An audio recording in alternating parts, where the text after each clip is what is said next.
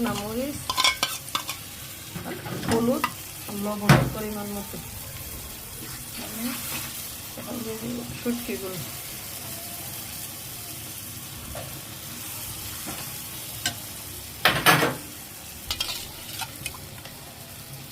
পানি দিয়ে দিই পরিমাণ মতো। এখন একটা ঢাকনা লাগিয়ে দিই সিদ্ধ হোক।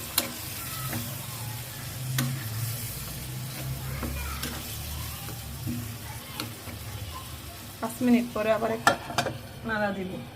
কি করো? মটরশুঁটি দিয়ে কি করবা? মটরশুঁটি ছিলতাছি, আম্মু ফ্রিজে রাখবো 1 বছরের জন্য।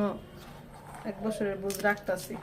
ছিললা ধুইয়া একটা পলিথিন ব্যাগে রাইখা দিয়ে রাইখা বক্সে বইরা 1 বছর খাইতে পারবো।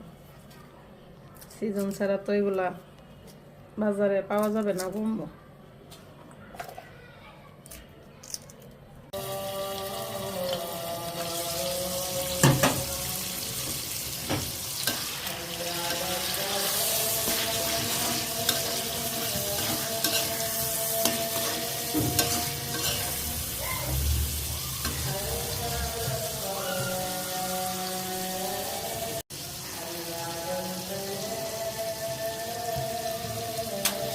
রান্না হয়েছে 10 মিনিটের মতো রান্না করো।